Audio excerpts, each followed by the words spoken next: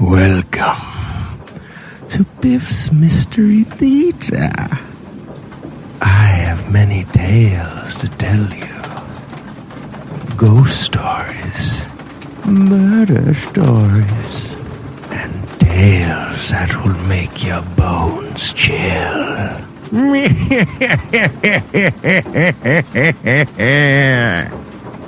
Join me, won't you? For Theater of the Mind, where you always have the best seat in the house.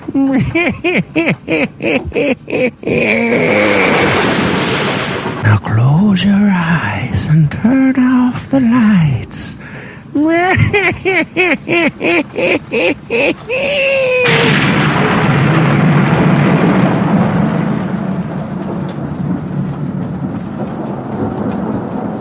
Now, Roma Wines present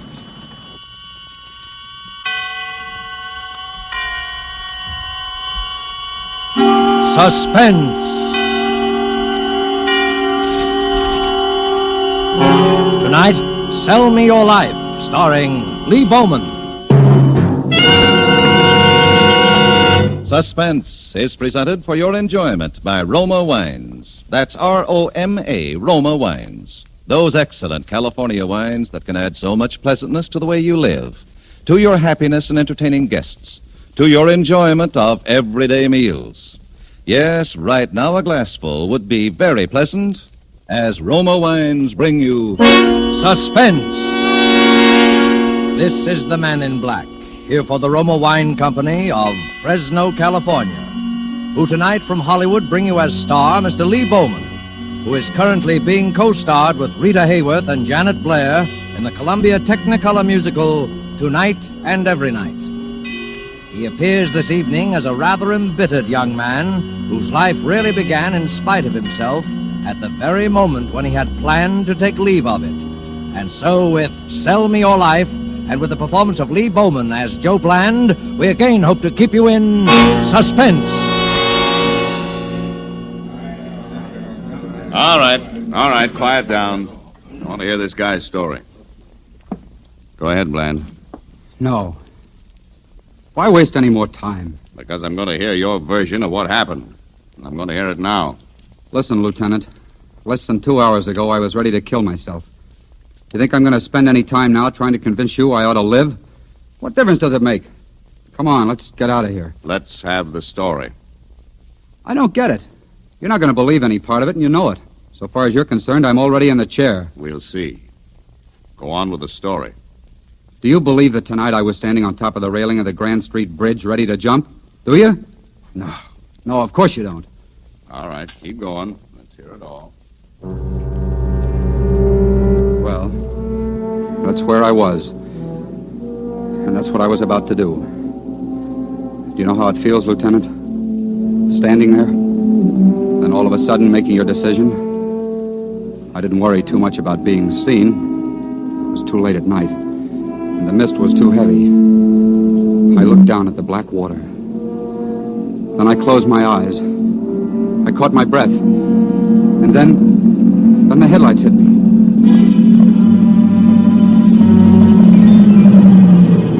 And the next second, I knew the driver had seen me. I heard the car stop and the door open. I couldn't move. I couldn't jump on over, and I couldn't climb back down. I just stood there and listened to the footsteps come toward me and then stop. What do you think you're doing? A woman. The footsteps should have told me that, but they didn't.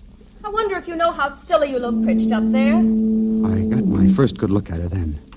Dark hair, about 30, and, yeah, a knockout. Come on. Come on down. Why don't you get back in your car and go on about your business? I'm waiting for you to come on down, or else jump over. You? That's right. A gesture as big as that deserves an audience. I'll see that you have one. Well, I'm waiting.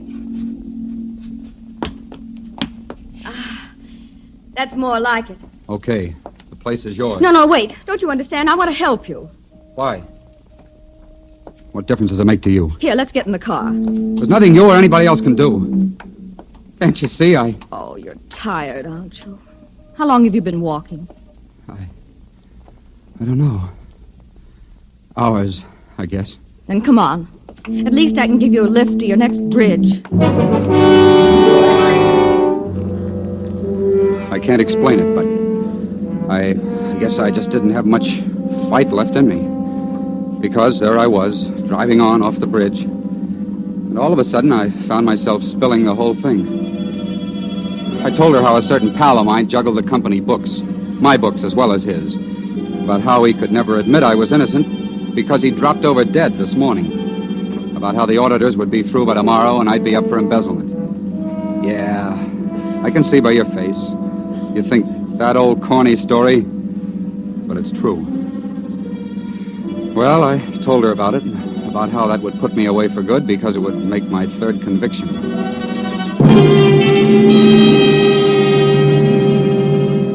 Then I told her, and I knew she wouldn't believe that either, but I told her just the same. I was innocent of those previous crimes, as innocent as I was of this one. Innocent of all of them, is that right? Yes. Well, why don't you let me out here? Thanks very much for everything. Wait. That money they think you took. Wouldn't it help if you could somehow make it good? Sure. All I gotta do is walk in tomorrow morning and plank down $1,000. Only 1,000? Only 1,000. And I've got $4.62 in my pocket. There's someone I want you to meet. What? Who? Your future employer, I hope. His name is Andrew Bodine. Bodine? The banker? Yes. You see, I'm Mrs. Bodine. It won't work. Well, you've no reason to say that. My husband has helped hundreds of people. It can't work. The breaks I've been getting will go right on, and there's nothing you can do to stop them. My life's over, I tell you. It's spent. No, not yet. It isn't. And if you don't want it, I'll take it. Oh, please. For just 1 hour, sell me your life. What have you got to lose?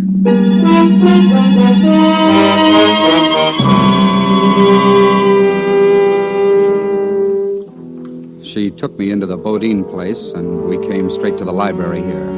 That's where Mr. Bodine would be, she said. But then, when she opened the door, I saw a young-looking guy. He was over there, working at the desk. Oh, I'm sorry, Mr. Faraday. It was just that I expected my husband. Oh, another one of those conferences, I'm afraid. He was called away only a few moments ago. Oh, that's unfortunate. Oh, this is Mr. Faraday, my husband's secretary. Glad to know you. Well, thank you. I don't believe I heard your name, Mr. If you don't mind, Mr. Faraday, I wonder if you'd excuse us. Why, certainly. My work's pretty well cleared up anyway. Good night, Mrs. Bodine. Good night. See, the fact that my husband isn't here right now isn't really going to matter too much. I'm appealing to you for help. Appealing to me for help? Yes. During the time you've been under sentence, you've naturally had considerable contact with, well, criminals. I want you to identify just such a person. I guess I don't get what you... My husband's life is in danger. I'm sure of it. In danger? But from what? No, I shan't tell you whom I suspect. I want you to find that out. I want you to give me proof. Most important, I want you to give my husband protection. How? By watching him, by observing everyone who comes in contact with him, whether casually or regularly. Oh, yes, would you just step over there to the desk? No, behind it. Now, that first drawer on the left. This one? Yes, that's it. Open it. Why, it's filled full of bills, $100 bills. Mm-hmm. My husband calls it his trust fund. It's always there to help those he feels deserve help. Count off 10 of them. Please, go on. Why, I can't do that. Oh, it isn't charity. In your case, it's salary. And it will settle up that difficulty at your office, now won't it? If it doesn't, we can always add to it. But you don't know anything about me. You don't even know what I was coming to that. You'll probably start work for us tomorrow, and... Oh, yes, here's a pad. If you'll just jot down where we can reach you. You mind? No, of course not. It's the Rex Hotel. They've got a payphone in the lobby. I put the number down there. Good. That should do it. Well, you're forgetting something, aren't you? Forgetting something? My name. I put it down, too. It's Bland. Joe Bland. Well, I'm happy to know you, Joe. Haven't you forgotten something? Me? Oh, what? The $1,000.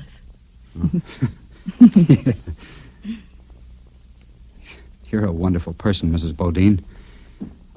I wish I knew how to thank you. I'll tell you. Just stay alive.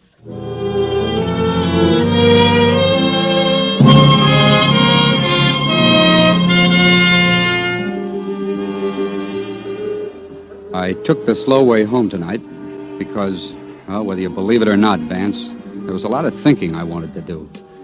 Mostly about that woman I'd met. And while I was climbing upstairs to my room, I realized what she'd really done. All because of her, I'd sort of been born again. I let myself into my room and switched on the overhead light. All right, Joe. Just put your hands up.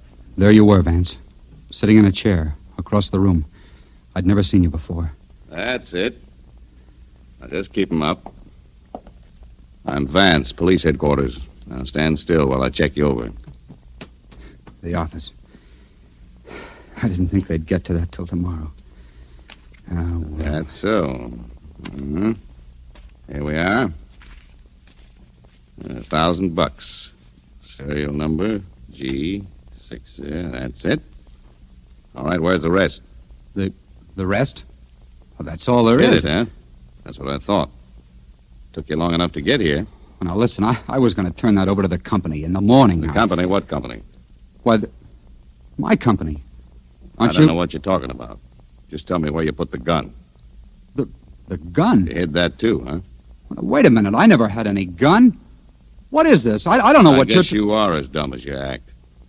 Anybody who'd leave his name, address, and phone number on his victim's desk can't be very bright. They just posted a reward for the guy who robbed and then murdered Andrew Bodine. Looks like I'm the guy who's going to collect it. What? Andrew Bodine? Murdered? As if you didn't know, sweetheart. Come on, we're going back out there.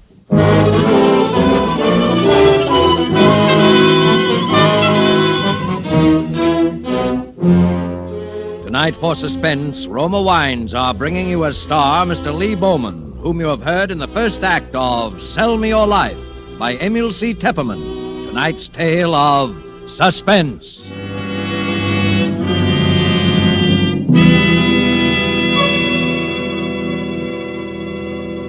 This is Truman Bradley for Roma Wines. Elsa Maxwell is recognized internationally as an authority on gracious living. You will be interested in something she said the other day about wine and wartime food rationing. Listen. I find that people who know one simple secret of serving delicious meals aren't bothered much by food rationing. That secret is to enjoy good Roma wine with food. For instance, I recently had dinner with some old friends. The main dish was kidney bean casserole. And to give this simple food a delightful party flavor, my hostess served cool Roma California Burgundy. Everyone remarked about its wonderful bouquet and aroma, and about the way that good Roma Burgundy added enjoyment to our plain meal.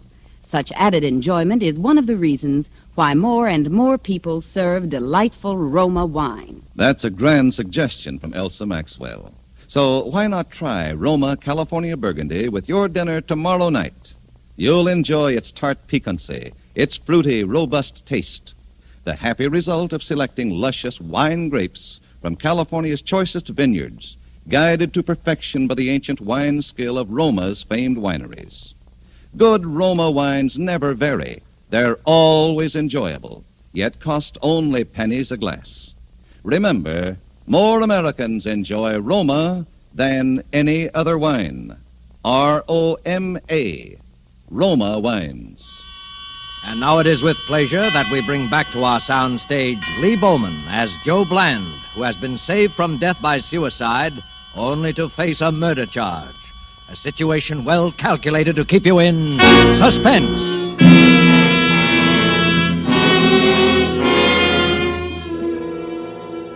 We came back here to the Bodine's library.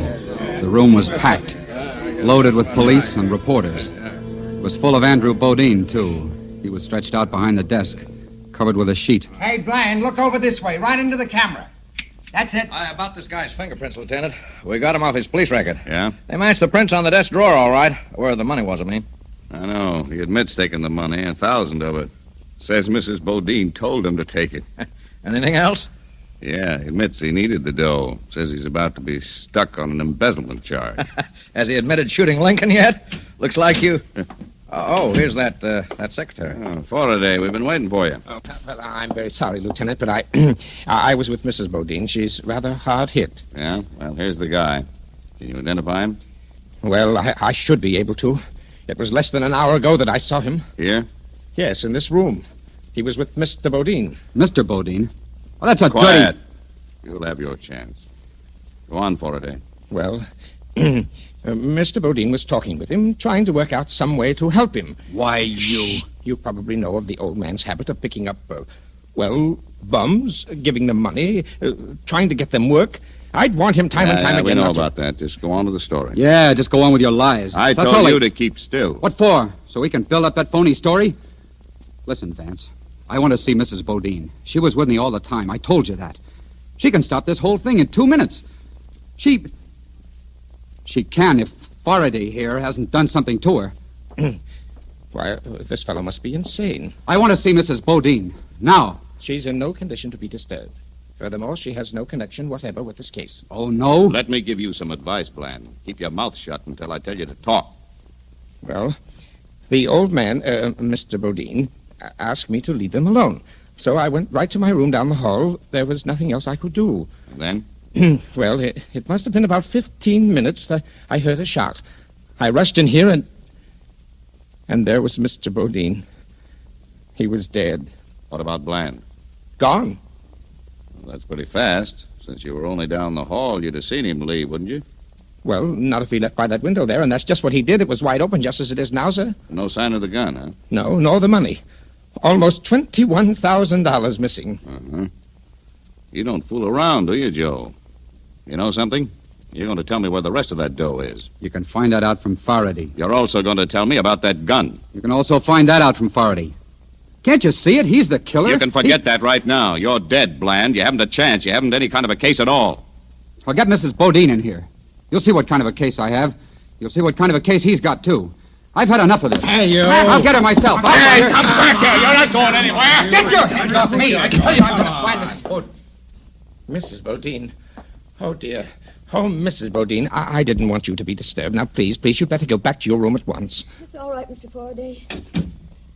I kept hearing my name called. I'm Lieutenant Vance, Miss Bodine. This man here beside me. Do you happen to know who he is? This man? Yeah, me. I've never seen him before in my life.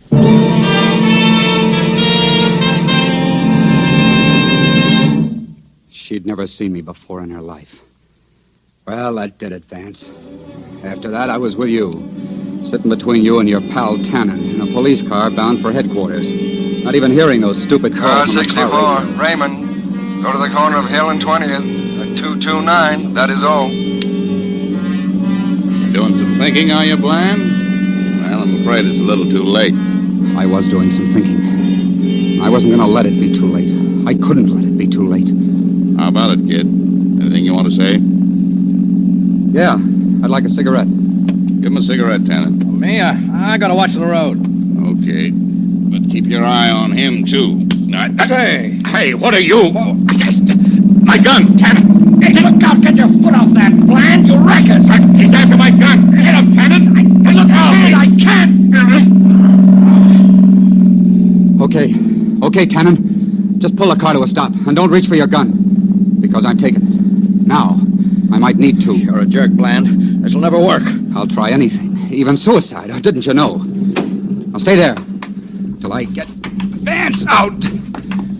Okay, now you come out. No, don't touch the keys.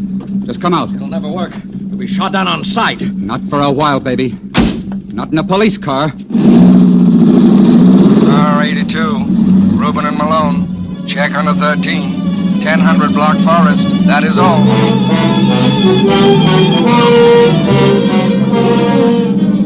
Attention all cars. Attention all cars. Joe Bland, accused slayer, has just stolen police car 46. Then I heard it. Over the car radio. This man must be apprehended. He is desperate. Shoot to kill. That is all. Attention all cars. Report from police car 13. Bland has just been sighted passing Serrano Street. Speeding northward on Fountain. All cars proceed toward northern end Fountain. Intercept. That is all. Now crossing Selmer and Riverdale. Car 1962. Form roadblock next intersection. Cars 20, 13. Cut off rear escape.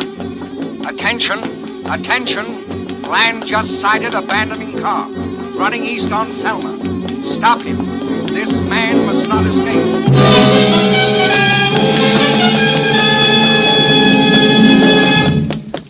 And somehow, some way, by running up alleys, by hitching rides, I got back to the Bodine place. The library window, the one they'd said I'd used to escape, was still open. I climbed into the room that way, and my luck still held. Blonde complexion. Faraday was there, About 33. fiddling with papers at the desk, He is armed listening and to the desperate. radio. A report during the past 5 Okay, minutes states turn it that off. police have picked up Bland's trail and Oh, are closing in on you- him. I said turn it off! Yet all civilians are urged to be on the... Now, stay where you are. Why, you... I'll call the police. Put that down. You dial one number and I'll blow your head off. Well, it doesn't matter. You heard what they said. The police have picked up your trail. They'll be here any minute. This won't take long. What are you going to do? Give you the best break you ever had. The gun you used to kill Bodine. Also the $20,000. I'm taking them off your hands. Why, you're not only a killer. You're a lunatic. I told you I was giving you a break. No, not because I like you. It's because I hate somebody else more than I hate you. You're just like me. A fall guy. A sucker. A pigeon. Huh? What do you mean? Do you really think she's going to split with you? Share the old man's will and insurance money? Why should she? You see, why should she? Why shouldn't she have it all? I don't get your point. Why shouldn't she turn you over, too? See where that would put her? Then there'd just be her. I don't have to listen to this. Figure it out. Did she have anything whatever to do with murdering that man? Anything except working on how you'd be the guy who'd do it the minute I left here tonight? Well, how did you know? Did Lenore... Lenore, is it? Oh. Suppose you were nailed by the cops. Would Lenore be loyal to you? Is it in her to be loyal to anybody? If Lenore Bodine had a choice between being sole owner of $1 million and sticking her neck out with yours, what do you honestly think she'd do? All right. Where's the money? I don't know what to do. Where is it? Okay, there they are, the cops. Are they going to find that money on you or her? You've got less than a minute, Faraday. Oh. What's it going to be? Stop! Where are you going? To get the money. It's in my room. Just a minute. You're staying here, my friend. Lenore. Toss your gun on the floor, Mr. Bland. I think we can get along with mine. Okay. But you're a couple of seconds too late. You see, I can tell the cops where to find that dough. Oh, no, you won't tell the cops anything. You won't be able to talk. You're an escaped murderer, and I killed you. I shot you in self-defense. Too late. Stand over there. You're too late. They're already here, and they'll know it wasn't self-defense. Faraday, that window there. Close it. Don't move. If she kills me, you're as good as dead. Because you'll take the rap alone. She'll tell the cops where to find that dough and... Wait, Lenore, wait. Get away from him. No. Get away, I'm going to shoot. No, you'll tell the police. You'll sell me out. Oh, you fool. Why didn't you listen to him? Nobody's going to tell the police. Nobody's... Get away from him! Get away from him, I tell you! I won't let you sell me out. I'll kill you first. Get away from here! I'll kill Stop you. it! I'll kill you. Shoot! Oh, I killed him. I killed him. All right, killed him. Richard. I killed him. Mrs. Bodine, Killed him. you've got the gun. Yes, I've got the gun. But I was too late. I tried to get it out of his hand before he shot Faraday. But I was too late. No, that's not true, Vance. Don't even budge. All right, the rest of you men, come on in. This guy Bland's killed another one.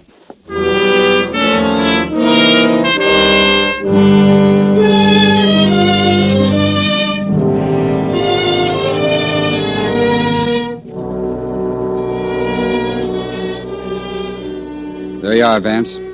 That's the story. And like I said, you don't believe it. Doesn't matter anyway. I can't win. What's the use of trying? Come on. Let's go on back to headquarters. And, Lieutenant, please see that he stays in the car this time. Don't worry, Mrs. Bodine. He won't be back here again. You all set, Tannen? Yeah. Want me to bring this gun along? Yeah, Exhibit A. Careful you don't smudge any of the prints on it. Right. Okay, boy. Prints. All right. Prints. Fingerprints. Huh? Yeah, fingerprints on that gun. Well, that's it, Vance. My prints aren't on it. They never were on it. Only hers. Because she's the only one who ever used it. Oh, that's not true. Prints. No fingerprints on a gun. No fingerprints on... Yeah, the window. That window over there, Vance. The one you said I opened. Listen, the catch on that window, it doesn't have my fingerprints. It only has Faraday's. Or yours, Mrs. Bodine. Oh, he's lying. Don't listen to him. Yeah? Look, Bland, so it doesn't have your fingerprints on it. Maybe you wore gloves, huh? If I had, I wouldn't have left prints on that desk drawer, Vance. That's the drawer where the money was. And incidentally, you'll find that dough in Faraday's room. How about it, Lieutenant? Convinced? I rather think I am. What about you, Mrs. Bodine? Are you convinced? Yes, I suppose I am. Well, it looks as though Mr. Bland will have company on his trip to headquarters. We ready? I'm afraid I won't have the pleasure of joining you. Thanks very much anyway. Haven't you forgotten something, Mr. Bland? It was a little matter of embezzlement, I believe. I'm so sorry I wasn't able to help you on that. Oh, you did all right. That $5,000 reward you posted, I think I've won it, don't you? Now, wait a minute. The guy's got a point, Mrs. Bodine. The way I see it, that reward ought to take care of the embezzlement charge with quite a nice sum left over. Looks like you got gypped, Lenore. You asked me to sell you a washed-up life. I think you'll pay for it with your own.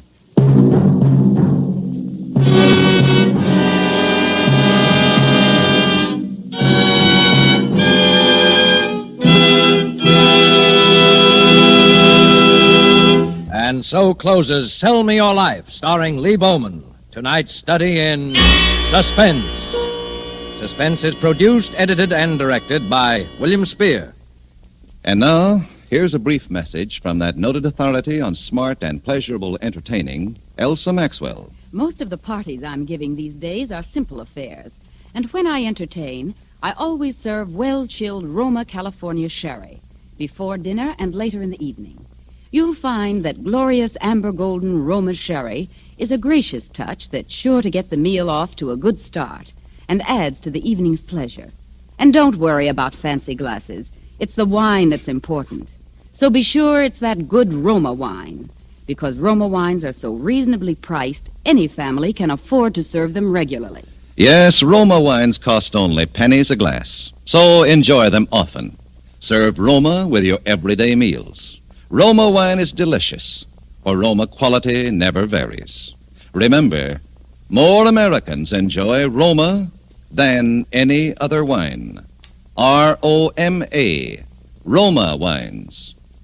And the next time you use vermouth, either sweet or dry, choose Roma vermouth. Zestful, full-flavored, blended, mellowed, and developed with all the traditional quality winemaking skill of Roma wineries, yet surprisingly low-priced. Try it soon, will you? Next Thursday, same time, you will hear Mr. Thomas Mitchell as star of Suspense. Presented by Roma Wines, R-O-M-A, made in California for enjoyment throughout the world. Please listen to this. Mail from home can mean the difference between a good soldier and a poor soldier, between a man who knows why he is fighting and a homesick boy who knows only bitterness and indifference. Write short, frequent letters. Never mind about that great, big, long letter that never seems to get written. And always use V-mail. It is the surest way to get your letter overseas. V-mail.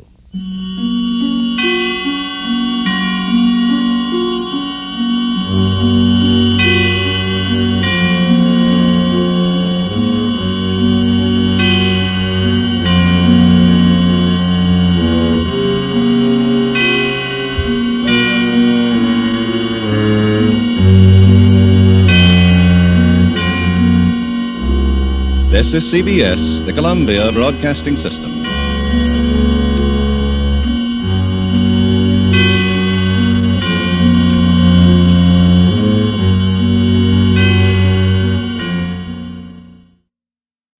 Now, the Roma Wine Company of Fresno, California presents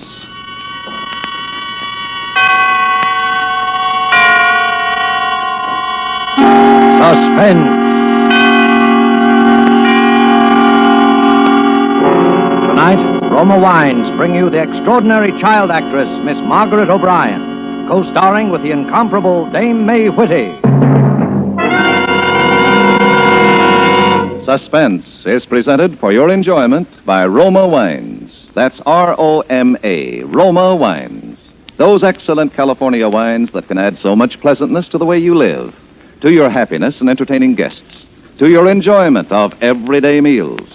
Yes, right now a glassful would be very pleasant as Roma Wines bring you a remarkable tale of suspense. And with the strange tale called Cricket, and with the performances of Margaret O'Brien as Little Florence, and of Dame May Whitty as her grandmother, Mrs. Edney, Roma Wines hope indeed to keep you in suspense.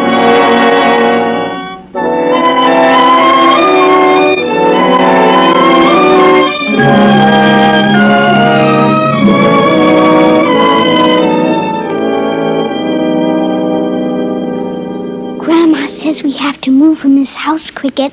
We have to go away. I guess it's the noises and the things she hears at night. She's good, and I love her, but she doesn't understand. There's nothing in this house to frighten anyone, nothing that is bad. Listen, Cricket, there'll be no one here but Anna tonight. And tonight you said you'd come. But I won't be here, Cricket. Grandma's taking me to Golders Green to stay with Aunt Collar until we find another house. Couldn't you come there too, Cricket? It wouldn't be hard to find.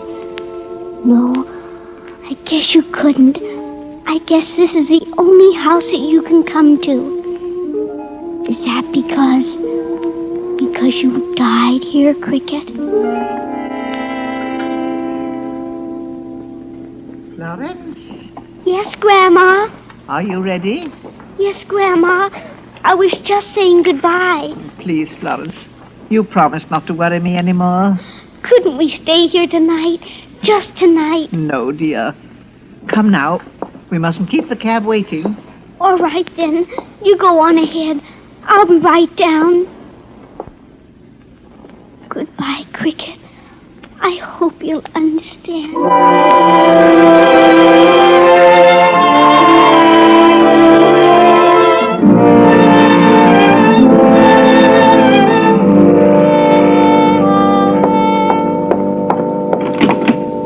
Hello? No, this is the maid. Mrs. Edney isn't here. No, she's staying overnight in Golders Green with her granddaughter. You're welcome. Goodbye. Who's it? It's me, Anna. You shouldn't come in without knocking like that. I heard Mrs. Edney was gone. Have you finished with the cleaning? Not quite. You're early. I was worried. Has there been another robot raid? No, not that. I didn't like you being here in the house alone. And I want you to tell Mrs. Edney you're not coming back after today. But, Charles, I can't If Mrs. Edney chooses to live in this house, that's her affair, but... Have you heard it tonight? Have I heard what? You know what I mean. I've heard nothing. The neighbors have. Oh, if they minded their own business, they wouldn't hear so much. They said it was bad. I'm not interested in what they said. Well, you should be. Why should I be? Because of all the things that goes on in this house. What was that? Who is it? Anna? Oh, Mrs. Edney. I thought you'd gone. Oh, good evening, Charles. Good evening. I thought you were staying the night in Golders Green, Mrs. Edney. I am. I left Florence there. But I have to meet the real estate man here, Mr. Peters. Then you are going to move? Yes, Anna. Oh, I hope you're not moving because of the stories that have got around. Oh, don't you worry about me. You'd better go now, Anna. Take your umbrella. It's raining. If you need me, you'll drop me a line, won't you? I will. Thank you. Goodbye. Goodbye, Mrs. Edney. I suppose you don't hear it now, Anna. Charles. The neighbour's dog's at it again, Mrs. Edney. The neighbour's dog. You know, there isn't a dog within miles of here. That must be Mr. Peters now. It ain't no dog anyone's ever seen, and you know it. Well, good night, Mrs. Edney. Whoa, hello there. Oh, Mr. Peters. Good night, Anna, Charles. Come in, Mr. Peters. Oh, I'm so sorry to be so late, but I've been to Brighton. Have you good news for us? Well, I saw the house. It's going to take a lot of work before you'll be able to move into it. Oh, no.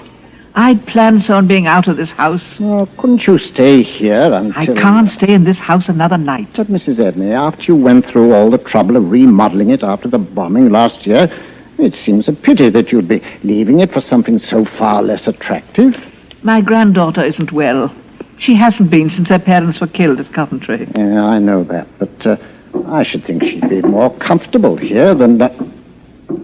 Let's see, what's that noise upstairs? Well, I hear it too. It's someone up there, eh? Mr. Peters, would you do me a favor? Certainly. Would you come upstairs with me? Of course. What is it? Follow me. Do you see anyone in the hallway here? No, I don't. This is the guest room. Do you see anything unusual? No. I'm sorry to have to do this. Well, not at all, but, This is my bedroom. There's no one here, is there? No, there isn't. Let's go downstairs again. I could show you through this whole house, and you'd see nothing. No one. Yes, but, Florence... She isn't here. I took her to her aunt's this afternoon. Well, I distinctly heard noises. Oh, but perhaps they came from a neighbor's. Mr. Peters, the noises you heard a while ago, did they sound as though they might have come from a neighbor's? No. They were in this house, all right.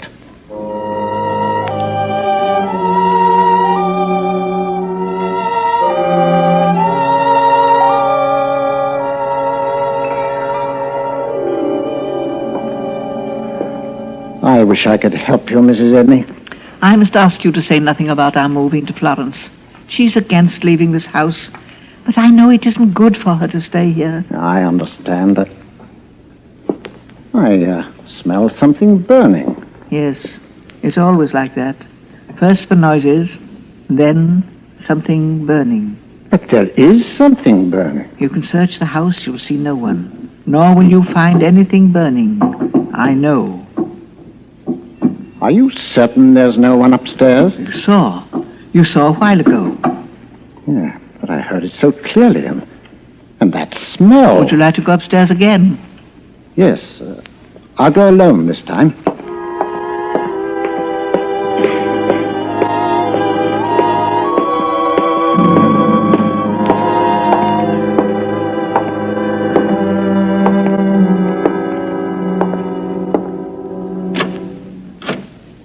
Who is it?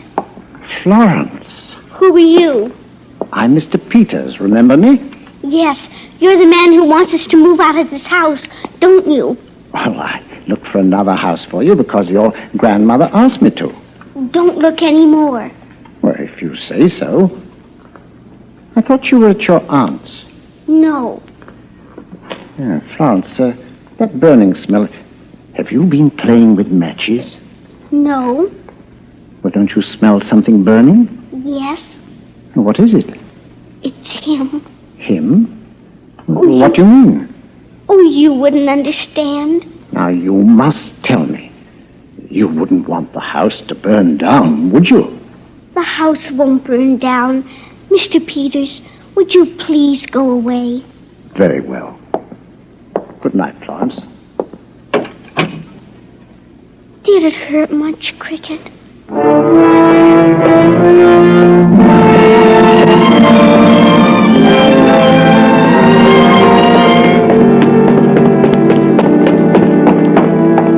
Mrs. Edney, your granddaughter's upstairs.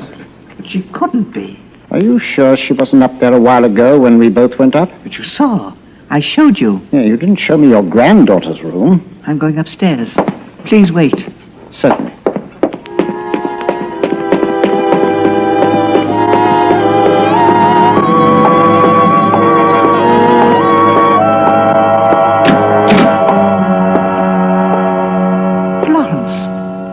doing here? I couldn't stay at Aunt Collar's any longer. How did you get in? I came in the back door through the kitchen. Why? I was afraid you'd send me back again. How did you get here?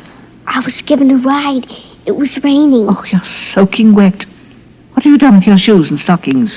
I left them by the oven to dry. Well, put on your pajamas and go to bed. I suppose we'll have to stay here tonight. I'll say good night to Mr. Peters, and I'll be up later. I've come back, Cricket. I knew you couldn't go to Aunt Collar's, so I've come back here. You don't have to worry anymore.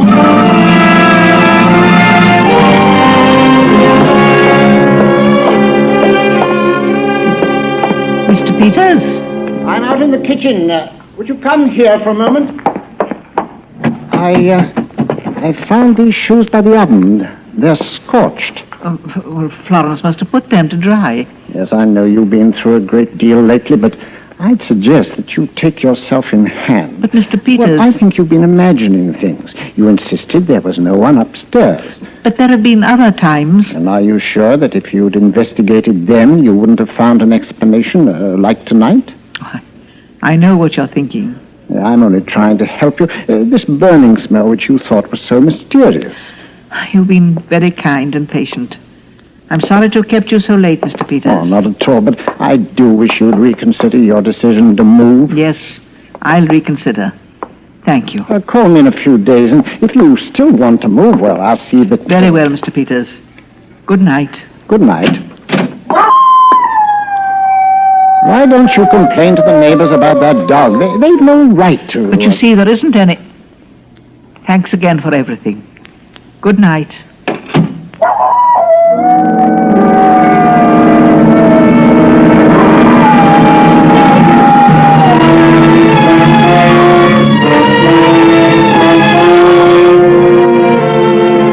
For Suspense, Roma Wines are bringing you as co-stars Dame May Whitty and Margaret O'Brien. In a moment, we will present the second act of Cricket by Mel Dinelli, which is Roma Wine's presentation tonight of Suspense.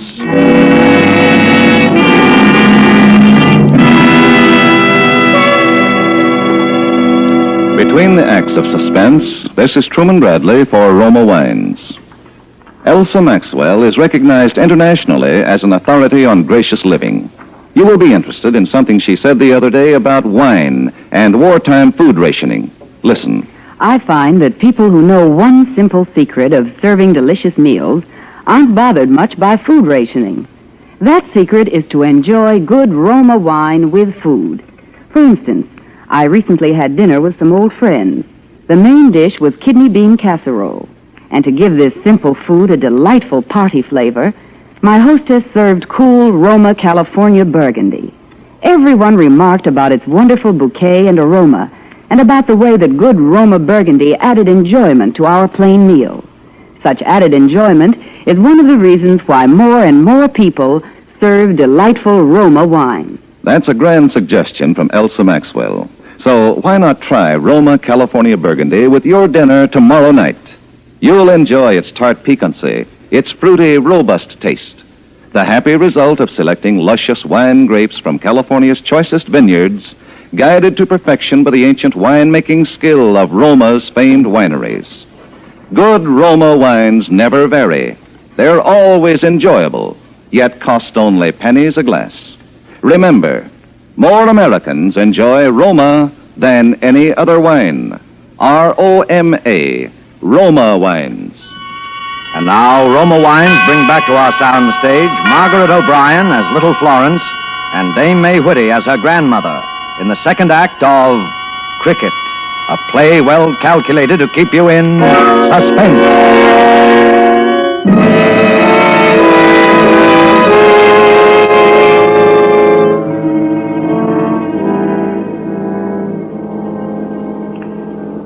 I'm letting you stay, Florence, but just for tonight. Now, you must promise me to go to sleep. But I'm afraid I'll miss him if he comes. Oh, you must stop talking like that. Do you know why he might come tonight, Grandma? He's not coming, dear. Oh, yes, he is. It's just a year that he's been gone.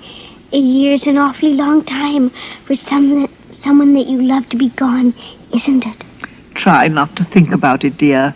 Please, Grandma, tell me about it. Oh, no, dear. I want you to go to sleep.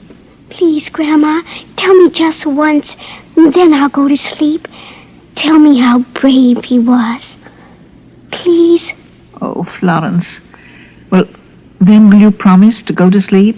Yes, I promise. Very well. Very well. Once upon a time, there was a little girl, a lonely little girl, and a dog. A very brave dog. Yes, a very brave dog.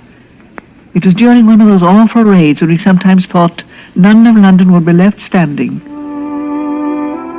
I'd put you to bed in this very room, and I'd gone downstairs to lock up the house for the night. And the awful bomb seemed to be coming closer and closer. I was standing at one of the windows looking out when I heard the screeching whistle very close. Then there was a splitting crash. The door seemed to go out from under me. And the next thing I knew, I was out in the street. There were crowds and confusion. I'd been hurt. I couldn't seem to move. But I knew you were still in there. I tried to get up, but they kept telling me not to, that I'd hurt myself. The house was blazing by now. And then I remembered that Cricket was in there too. And I prayed that somehow, some way he'd do something. And then we saw you. You were dazed, and Cricket was tugging at you, pulling you towards the doorway. He was leading you straight to safety. You were almost out, both of you. Suddenly, the flaming doorway crashed. It looked as though you'd been buried under the doorway, and for a moment I thought... But then we saw you coming towards me. It was Cricket who'd been trapped inside the house, and we could hear him. The poor, brave dog. There was nothing we could do, for the whole house seemed to fall in after that.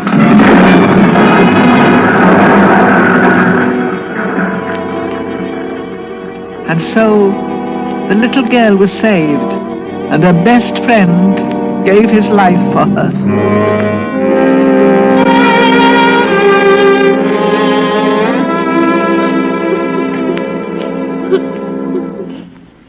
Why do you make me tell you about it, Florence?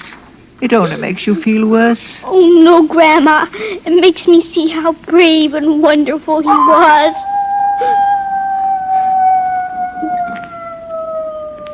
Grandma, do you hear? Shh. You're imagining things. It isn't good for you. Listen, Grandma. Charles hears it, too. I heard him telling Anna about it. Please, Florence. And that burning smell. Mr. Peters says it was my shoes. But it was, dear. Then what was it all the other times? Oh, Florence, if you want us to stay in this house, if you don't want us to move, you must promise to stop talking like that. It's him. When the burning smell is strong, I can almost see him sometimes. Florence, you're feverish, being out in the rain. You've taken cold. Let me feel your head. He can't come to any other house. I know. Now, Florence, I want you to lie quietly and not talk any more. I mean it this time. I'm going downstairs, and you're to be asleep when I get back. Do you understand? Yes, Grandma. Did it hurt much, Cricket?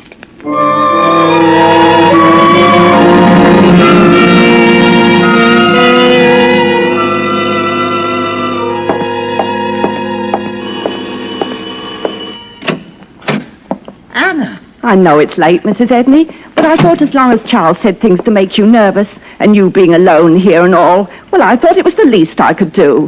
What is it, Anna? It's about the howling, Mrs. Edney. Charles said there was no dog in the neighborhood, but it seems there is. He belongs to the Hitchfords up the street a ways.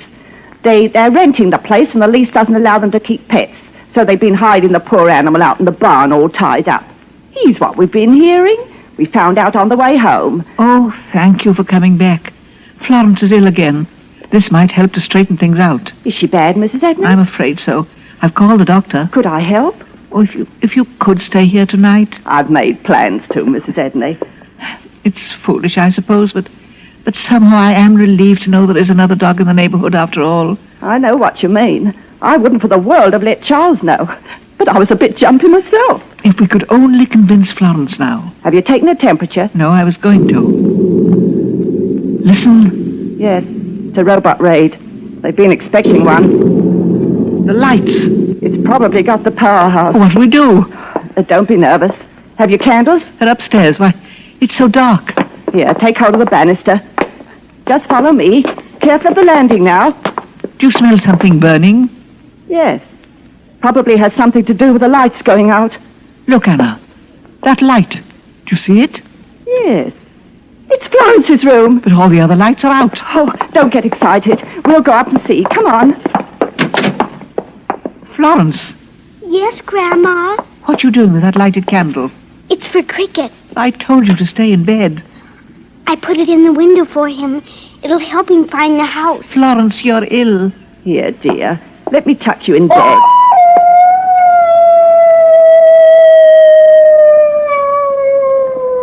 Listen, he's lost.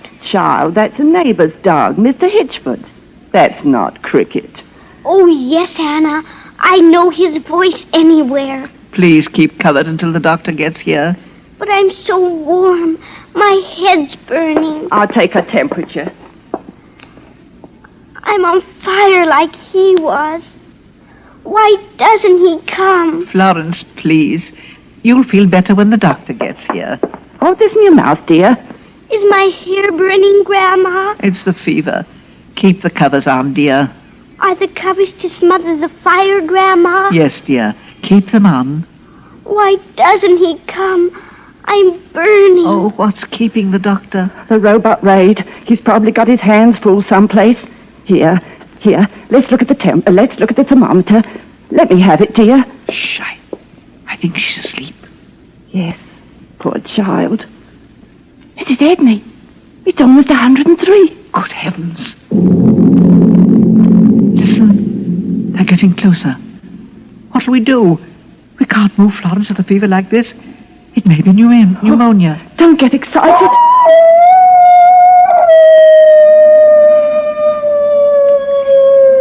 He's crying because I'm burning like he did. Shouldn't I close the window? There's a wind coming up. Oh, no, Anna. I want to listen for him. I want him to see the candle so he can come home. All right. Try to sleep, dear. Is he coming? Why doesn't he come? Why doesn't he? We've got to get that fever down. I'll go and get some aspirin. I'll go with you and get another blanket. Oh, if the doctor would only come. Cricket? Is that you, Cricket? Oh, if they could only see you now, they'd believe me. Why have you come back, Cricket? Don't run away, Cricket. Here, Cricket. Oh, why? Why can I see you this time? I've never been able to see you before. Oh, don't run away. I'll help you. Oh, now I'll have to follow you. And Grandma told me to stay in bed. Oh, wait for me, Cricket. I'm coming. Wait for me.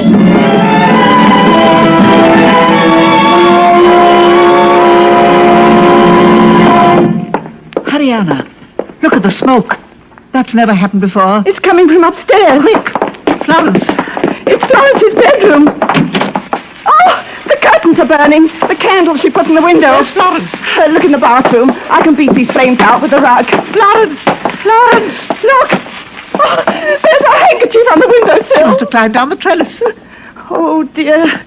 I can't see her out there. She couldn't be out in this cold. She must be. Come, Anna. We'll go out the front way. We've got to find her. We will. Let's try the knoll back of the house where she used to walk him. Florence! Florence! We've got to find her, Anna. Listen. As long as you can hear them robot motors, we don't have to worry. It's only when they stop. Look! Just coming over the knoll! It's Florence. Oh, thank heaven. Oh, Florence. Florence. Oh, darling, you shouldn't have come out like this. I had to. I saved him. He might have burned to death. Would you like me to carry her? No, thank you. It's not far. I put the flames out with my blanket, like he did, and now I don't burn anymore either. Florence. Mrs. Edney, feel her head. What do you mean? The fever's gone. How? I don't know.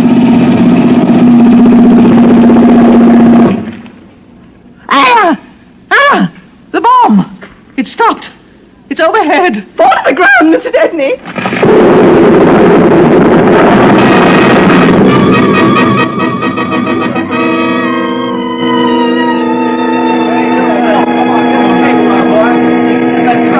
Anna, are you all right? Yes. And Florence? She's all right. I can't see the house. Has it? Was it? It must have hit directly on top of it. There's nothing left of your house. Are you all right over there? Yes. That was a bad one. Oh, Mr. Hitchwood. Oh, it's you, Anna. Thank heavens. I thought maybe you were in the Edney place. This is Mrs. Edney. Mr. Hitchwood. Oh, I'm sorry about your home, Mrs. Edney. Oh, thank you. We got our place, too. Was anyone hurt? Oh, no. Our dog disappeared just before the attack, and we were out hunting for him. I guess if it hadn't been for him, we'd have all been killed. Was there anyone hurt at your place, Mrs. Edney? No, we were hunting the dog, too. Was your dog an Irish setter, Mr. Hitchford? Yes, he was. But how did you know? We've been keeping him hidden. And I knew his name, too. Did you now? Well, what was it? Cricket.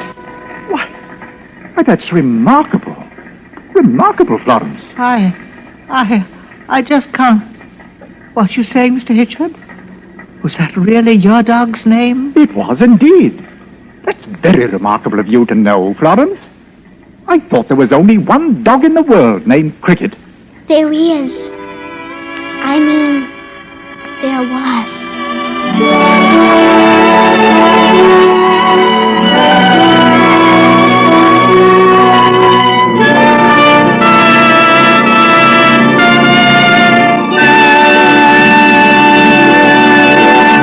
And so closes Cricket, in which Roma Wines have brought you Miss Margaret O'Brien and Dame May Whitty as co-stars of tonight's study in Suspense.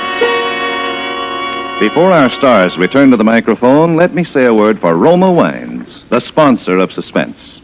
Here's a brief message from that noted authority on smart and pleasurable entertaining, Elsa Maxwell. Most of the parties I'm giving these days are simple affairs. And when I entertain, I always serve well-chilled Roma California sherry before dinner and later in the evening. You'll find that glorious amber golden Roma sherry is a gracious touch that's sure to get the meal off to a good start and adds to the evening's pleasure. And don't worry about fancy glasses. It's the wine that's important. So be sure it's that good Roma wine, because Roma wines are so reasonably priced, any family can afford to serve them regularly. Yes, Roma wines cost only pennies a glass, so enjoy them often. Serve Roma with your everyday meals. Roma wine is delicious, for Roma quality never varies. Remember, more Americans enjoy Roma than any other wine. R-O-M-A, Roma wines. And the next time you use vermouth, either sweet or dry, choose Roma vermouth. Zestful, full-flavored, blended, mellowed, and developed with all the traditional quality winemaking skill of Roma wineries, yet surprisingly low-priced. Try Roma vermouth soon, won't you? This is May Whitty. It's always a very great pleasure to be invited to act on Suspense, which we all consider to be radio's outstanding theater of thrills.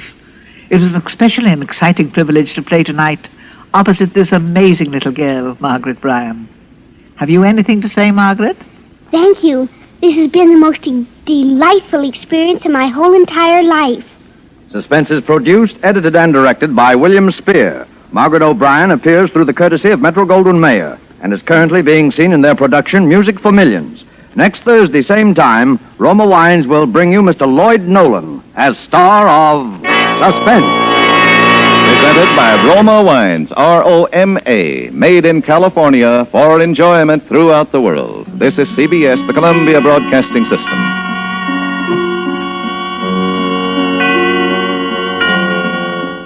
Now, the Roma Wine Company of Fresno, California presents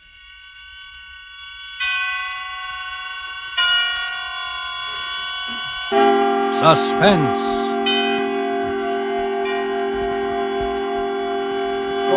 Tonight, Roma Wines bring you Mr. Lee J. Cobb as star of The Bet, a suspense play produced, edited, and directed for Roma Wines by William Spear.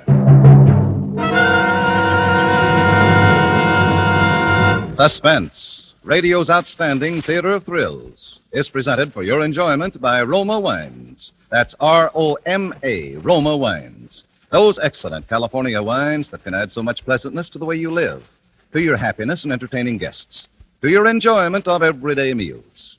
Yes, right now a glassful would be very pleasant, as Roma Wines bring you Mr. Lee J. Cobb in a remarkable tale of suspense.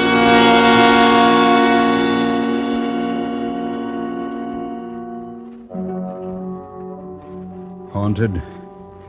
Yes, I'm haunted.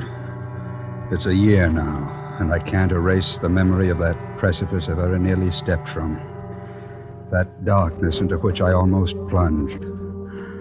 Or maybe I took the plunge and I'm in it now, in the dark. It doesn't usually happen in my business. But what's the use of talking about it? You'd only say I'm too susceptible. And I'd say you're right, I am susceptible. To faces and places. To women's faces. One woman's face. And to lost, dark places on what I call the rim of the world. Places like Sierra Leone, Saigon, Balsall. Places like Trinidad.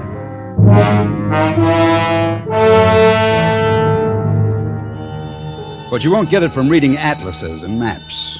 If you read, for instance, that the seasons of Trinidad are regular, wet from May to January, dry from the end of January to May, the average annual rainfall 63 inches, you won't understand how I saw it when I landed at Port of Spain in April, the dry season. I remember it was a day so clear and bright that it was a world under glass. And I liked it. I liked the harbor, cathedrals, the old streets, the dry, spiced air, and that little shop I wandered into to get away from the blaze of the sun. I'd heard she went there. Siam Brahmachari shop of Hindu antiquities. Hello? Anybody here? Certainly. Good afternoon. I am Siam Brahmachari. Oh, it's dark. I didn't see. Yes, I live here like a mole, and when the clock rings, it brings me customers every time. What can I show you? Well, I thought I'd look around. It's a pleasure. Look as you wish. You're a stranger in Port of Spain? I landed today. And you're an artist? Well, how did you... That's a sketch pad you carry. Oh, yes. Yes, I You'll paint. find Trinidad charming to paint until the rains come, Mr. Scott Turner. Mr. Scott Turner, yes. It's lovely until next month, then the green rain until the first of the year. Well, that sounds paintable. The rain. By the way, I believe you know The Mrs... rain? Oh, no. It comes down so there's no... Pardon, please. Mrs. Barton. Good afternoon. Good afternoon, Siam. Did my Shiva get here? Yesterday, Mrs. Barton, I took him out of his straw nest. Yesterday. A beautiful white jade Shiva. I'll bring him in. Thank you. Oh, but first, this is Mr. Turner, a newcomer and an artist. Oh? How do you do? How do you do? Talk to him till I return, Mrs. Barton. I want him to see our Shiva, too. Well, we have our orders, Mr. Turner. Yes. What is it, a statue? A small one. It's my hobby. I collect Hindu gods. Do you know about them? Oh, a little. I've been to India. This is one I've wanted a long time. A statuette of Shiva from the dead city of Angkor Wat. It was buried for 3,000 years. You see? He's small, Mrs. Barton, but he's perfect. Look, not a blemish. Siam, he's beautiful. Isn't he beautiful, Mr. Turner? The great god Shiva. Yes, he's quite the boy. 200 million people believe he controls lightning, thunder, their very lives. Shiva, beloved of women. Yes, he is, isn't he? And beloved by you, Mrs. Barton. Oh, no. No. I have my own reason for being attracted to Shiva. Yeah? What's your reason? Don't you remember what Shiva is, first of all? He's the god of destruction, Mr. Turner. And I like that. Destruction. That's the kind of woman I am.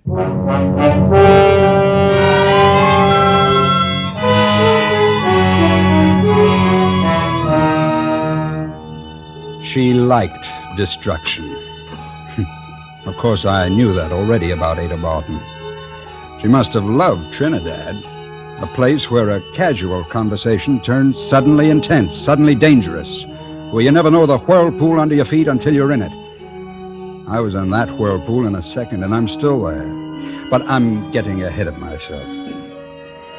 I had no difficulty meeting Ada Barton again. You know how colonial cities are. The teeming population that belongs and the handful of English, Americans, French, administrators, speculators, painters, planters, who huddle together socially because, well, they're afraid. And even so ungregarious a man as Paul Barton wasn't above inviting a visiting American to his home.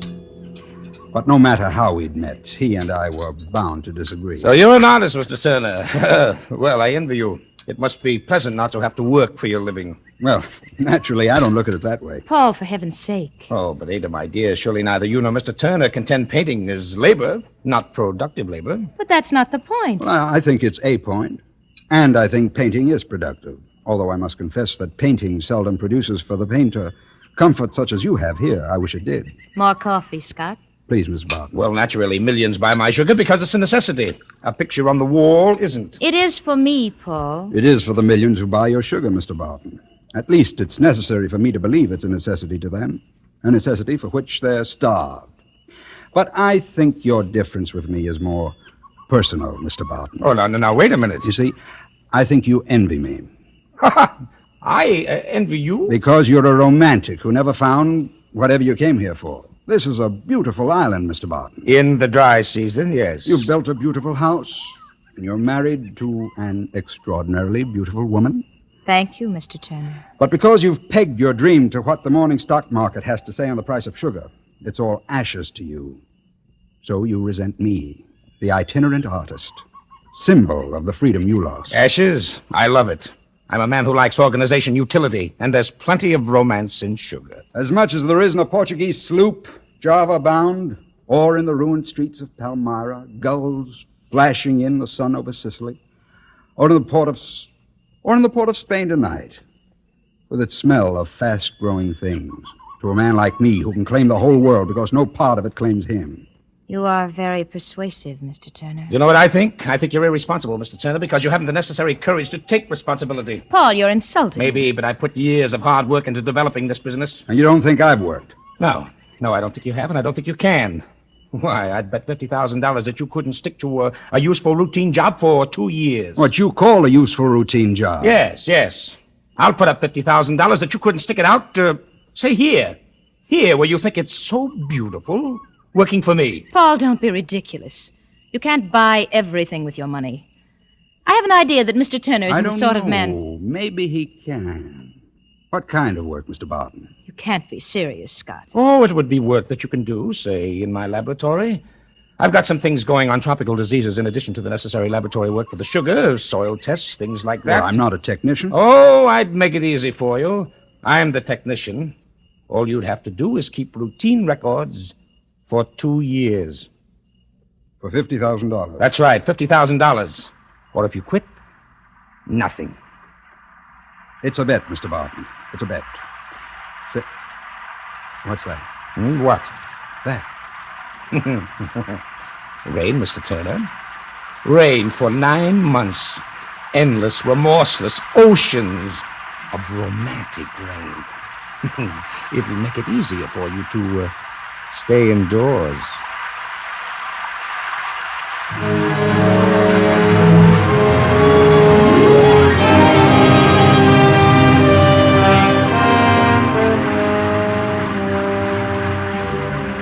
Endless, remorseless rain.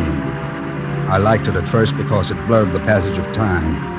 And somehow my job wasn't easy. In the fields around the laboratory, the cane grew up, was cut, grew and was cut.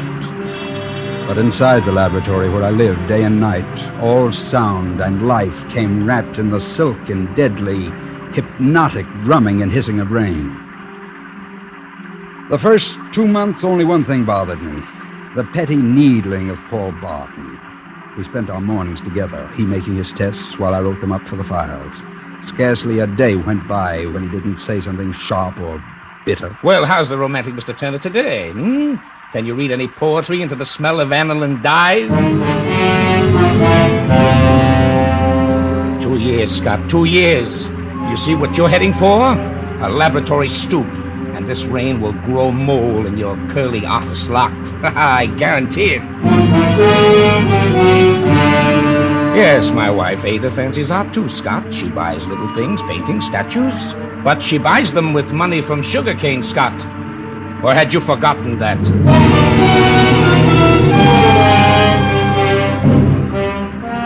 I hadn't forgotten that. I hadn't forgotten Ada. A dangerous woman. And I knew how dangerous. I knew things about her he didn't know. That she liked destruction. And every time he lashed out at me, I knew more. That for her own destructive purposes, she was feeding him this hate of me, nurturing it with intention and care.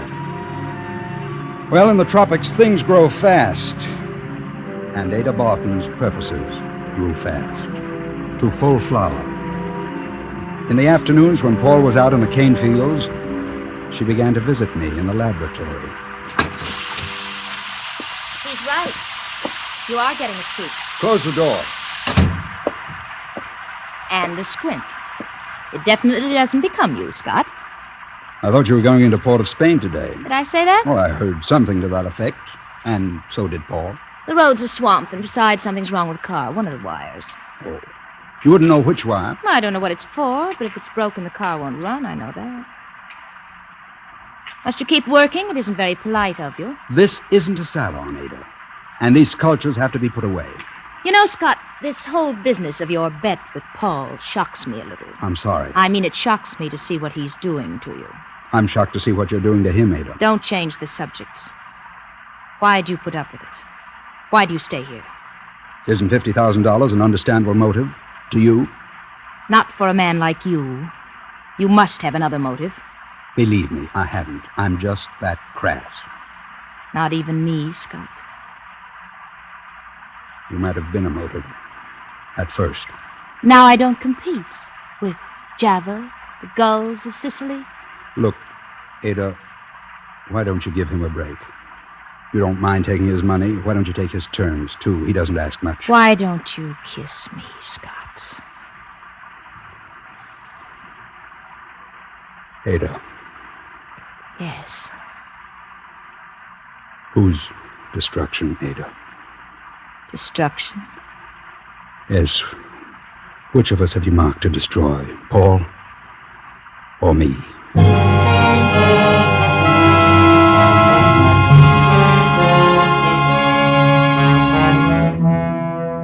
For Suspense, Roma Wines are bringing you as star Mr. Lee J. Cobb in The Bet by Donald S. Ryerson. Roma Wines' presentation tonight in radio's outstanding theater of thrills, Suspense.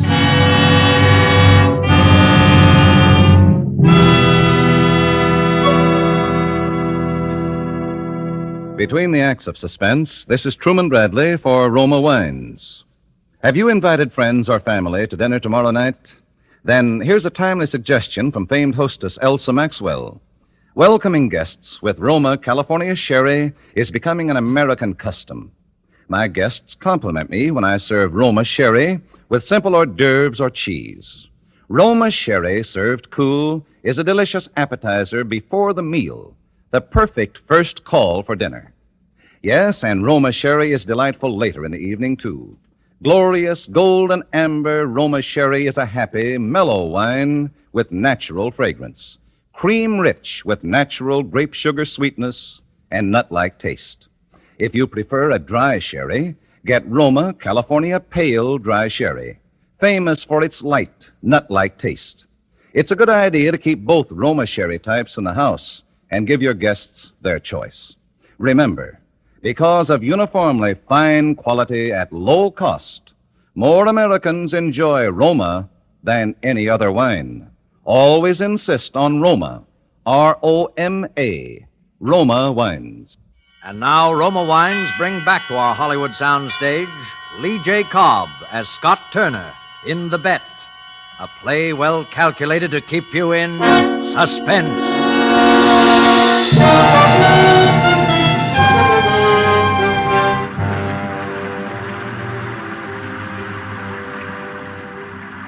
I knew, if I wouldn't face it then, I knew whom she'd marked for destruction. Because I knew a lot about what kind of woman she was. And it wasn't more than 6 months before she'd laid her cards on the table. $500,000, Scott. $500,000. And I'm his beneficiary. But if you'll wait, Ada, let me finish the 2 years. More than 18 months to go. I won't wait. But we'll have our money then. What? $50,000. Anyway, it can't be done. We wouldn't get away with it. You haven't even let me tell you how we can. When a man's insured for so much, his death is sure to be investigated. I know. I know, too. And an insurance investigator is thorough. He won't accept your grief no matter how well you can act. And he won't accept my being here. He'll find out who and why. He'll find out nothing that isn't on the death certificate. Listen to me. Darling, don't force me into this. Listen. Besides malaria, there are 2 diseases in Trinidad that kill hundreds every year. Typhoid and amoeba histolytica. My dear, please, all our lives... Paul's healthy, so he might recover from either one alone. But if he has both together... No, Ada. No matter how simple you make it, I won't... Now, you go to the hospital at least once a week for laboratory supplies. You must have seen where they keep specimens, typhoid, microbes, amoebas. No, Ada. The risk... You won't gamble for these stakes. You'll be rich. You'll be with me.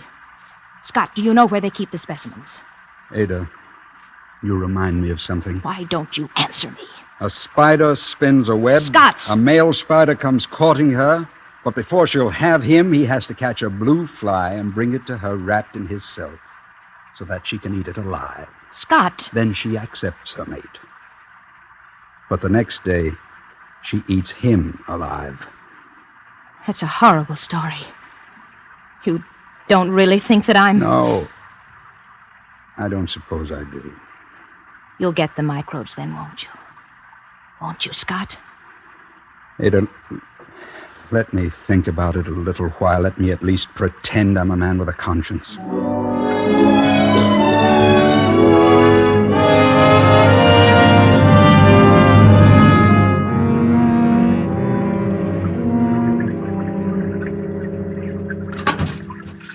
Scott?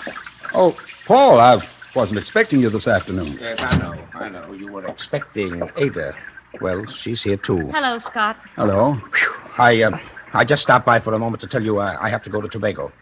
Tobago? Yes, I have a grinding plant there, and we're installing a new engine. I'll be gone about 2 days. I told Paul that Tobago in this weather... Oh, yes, you're taking chances, Paul. I take enough Atabrin to keep on the right side of malaria. Don't worry, I'll be all right. Yes, but there are other things, typhoid. I've never known you to be so concerned before, Ada. Oh, Paul. Oh, if it weren't for certain other factors, my dear, I'd be touched, believe me. What other factors? I don't want to be sordid, Ada. Surely I don't have to describe a situation you and Scott know better? What do you mean? All right, we'll maintain the cultivated surface if you wish. By the way, Scott, how do you feel now about our bet? The same as before, that I'll win it? Yeah, well, perhaps. Lately, I thought the whole thing was a mistake, at least on my part. Want to call it off? I didn't say that exactly. I'll tell you, we'll talk about it when I get back, the 3 of us. I may have a counter-proposal. Paul, you wouldn't dare... All right. We'll talk about it. Fine. I'll be looking forward to it. Well, Ada? I think I'll sit here a while, Paul. It's so peaceful now that the rain stopped. Huh. It has stopped. I didn't notice. A truce. A false peace. It'll begin soon again. Well, goodbye, then. Goodbye, Paul. Take care. You heard? You heard what he said? He's a little excited, Ada. It didn't mean anything. Don't be a fool. It means you haven't any choice now. There's always a choice. Well, yes. Now you can choose me with $500,000 or nothing. Not 1 red cent. But he didn't say he wouldn't pay. That's what he means. He hates us. Both of us. His only weapon is his money. What a triumph for him to hoax you into slaving here for 8 months and then throw you out. Oh, no, he wouldn't dare. Don't you think I know him? You have to do what I say. How will you give it to him? The microbes? In his food. It'll only take a drop. Say in caviar. He's a pig for it, like he is about everything else. Caviar, highly seasoned with sauce. You've really planned this? Somebody has to plan. Do you want to? No. He'll be home day after tomorrow. He'll ask you to come to the house for tea. I'll give it to him then, so it will look like he caught them in Tobago. Ada, I'm not sure that I I'm not... I am sure. It's the only thing we can do. You love me, Scott. Will you get the specimens from the hospital? Will you? If anyone had told me that I could do... Will you get the specimens, Scott? All right. I'll get them this afternoon.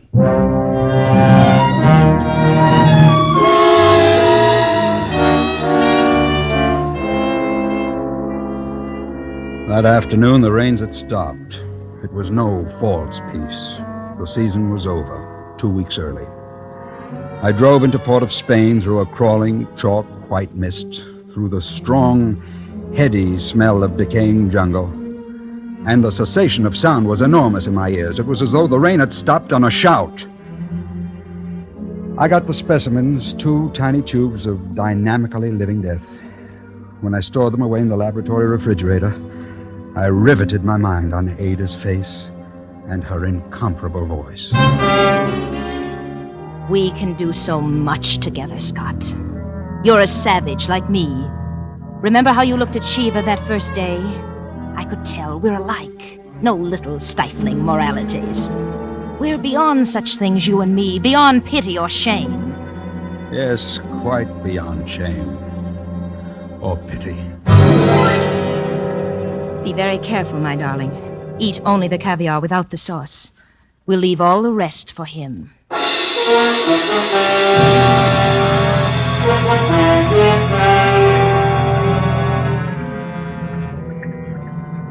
The afternoon Paul Barton came back, I walked to the house he was so proud of. There was a mist, still on the ground, but thinning fast. The dry season had begun. The only sound beside my footsteps was the last rainfall dripping from the giant trees and the hushed, mysterious voice of the jungle itself. Ada met me at the door. You can't possibly understand about her face. Vitality isn't the word. There is no word. Her face was the indestructible essence of life. When I saw her, there were no more doubts. She took me into the room where she kept the Hindu gods, where Paul was already sitting over his tea. Oh, hello, Scott. Come in. Well, you did invite me. Of course, but you surprised me again. You're punctual as well as tenacious. Help yourself to tea, Scott. I'll get the caviar. Thanks, Ada. I'm sorry I disappoint you so often, Paul. Disappoint me? By not conforming to your preconceived portrait of an artist. Oh, that's not where I misjudged. I had a preconceived portrait of the kind of man my wife thinks she wants. She wants a fool and a weakling. Well, I won't sit here and discuss... Here's the caviar, with sauce and without. And some new crackers over from England. Native pastry for you, Scott. You like sweets. Pull out that little table. I'll do it. Thanks, dear. You're right, Scott. You're right. We won't discuss that. That's beside the point. We were going to discuss my counter-proposal. Oh, Paul, let's not have unpleasantness right away. You assume it's unpleasant, not for me. I just want to say I'm closing the laboratory. Push the crackers over, Ada. I'd like to hear your reason. The research is no longer necessary, and I want you to leave Trinidad. You're worried about Ada, aren't you? Oh. We're dropping the cultivated surface, aren't we? Well, yes. Caviar and sauce. My wife prepares this very well, Scott. Yes. I wonder how well you know her. I know her pretty well. Now, you're thinking of the 50,000, of course. Oh, really, Scott, try this. Ada puts everything in it. Did I say something? Put it down. What? Put the caviar down, Paul. It's deadly. Scott, you fool. Yes, there's everything in it, including death, typhoid, amoebas. She prepared it very well. Ada, is this... I'm going to kill you, Scott. I hadn't intended to just yet. I know. Oh, of course you'd have a gun. How many men have you killed, Ada? How many helpless, hypnotized men have helped you to kill and then have themselves died? How many husbands, lovers? How did you know? I'm not such a romantic figure, Ada. I came here with some previous knowledge of you. You see, I was sent here for a purpose. I didn't meet you by accident. But I didn't know what you'd be like. how much of a spell you and the rain could cast. But it's over. The rains and everything. Yes, I was sent to investigate because of all the insurance. An insurance man, how dismal. You don't deserve even the...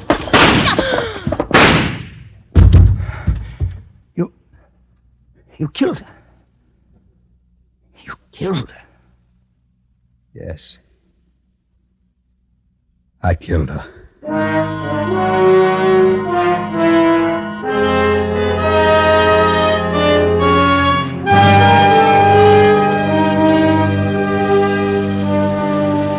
Yes, I'm haunted. I keep away from rain because she flourishes if it rains too long.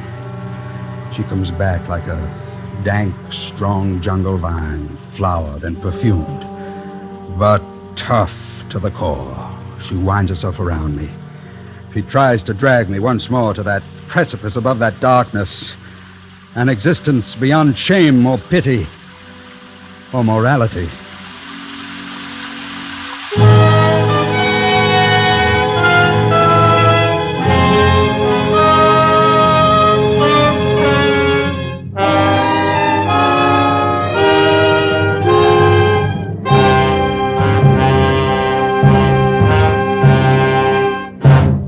Roma Wines have brought you Lee J. Cobb as star of The Bet, tonight's study in Suspense.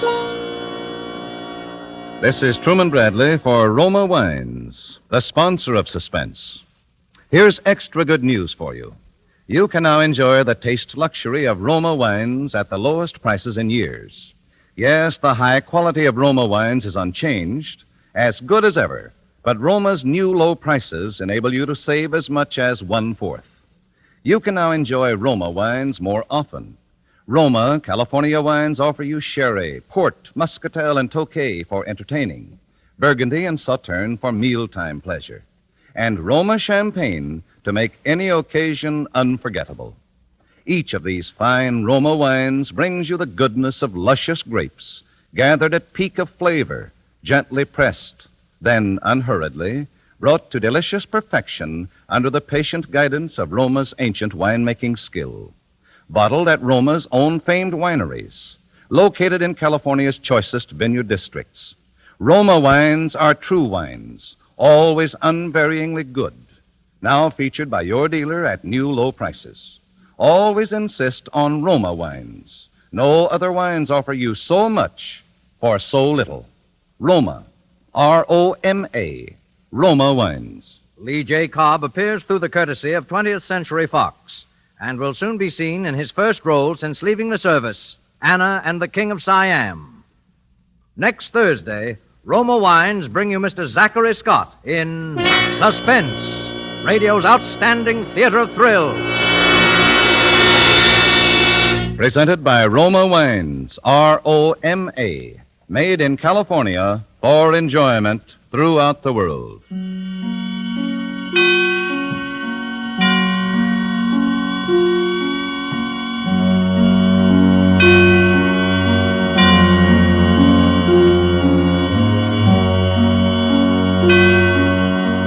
This is CBS, the Columbia Broadcasting System.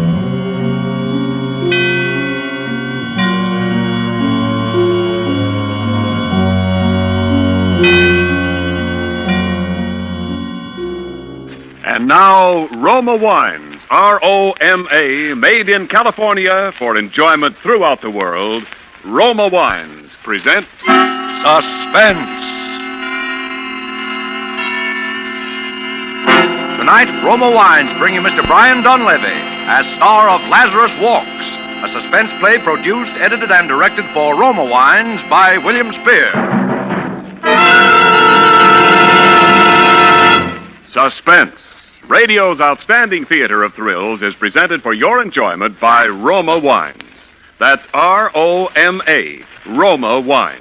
Those excellent California wines that can add so much pleasantness to the way you live, to your happiness in entertaining guests, to your enjoyment of everyday meals.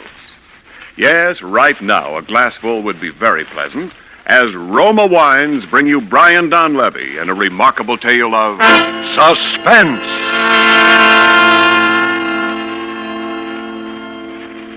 This is the truth. Do you understand? The truth. It must be the truth. It has to be.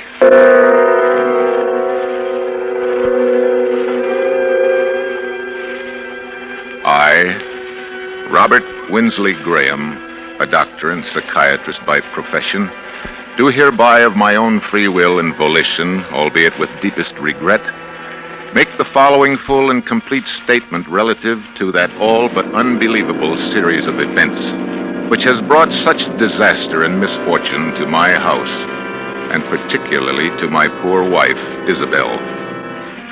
It had its beginning, properly speaking, some 2 months ago, to be exact, on the evening of August 25th. We were in the drawing room, Isabel at the piano practicing, as she said, her Aunt Jane and I on opposite sides.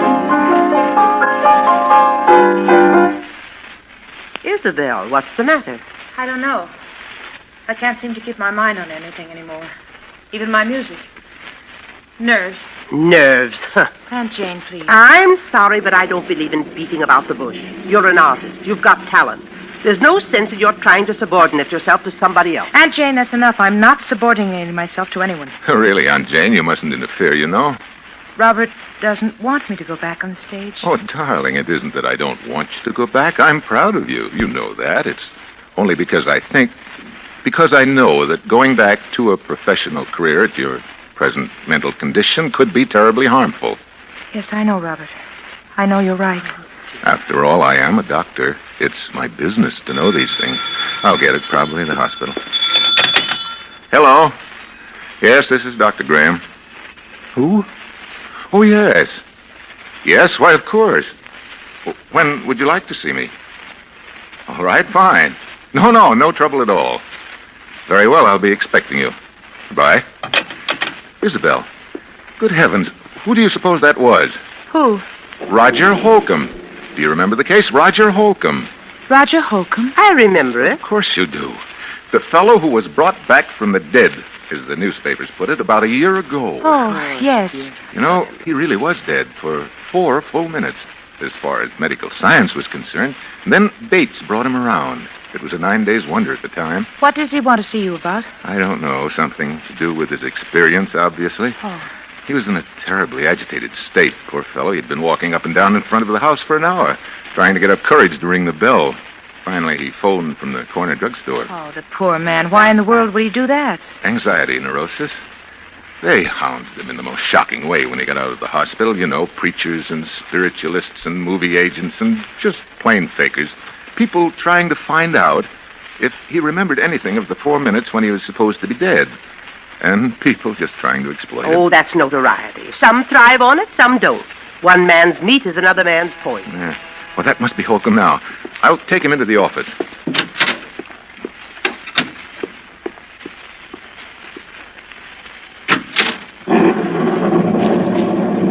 Dr. Graham? Yes. You're Roger Holcomb? Yes. Come in. Thank you. It's a pleasure to meet you, Mr. Holcomb. Is it? Sit down. Oh. Why did you come to me, Mr. Holcomb? Well, I was told that you specialized in strange cases. Things that other men can't explain. Yes, that's true, in a way. You know what happened when I got out of the hospital?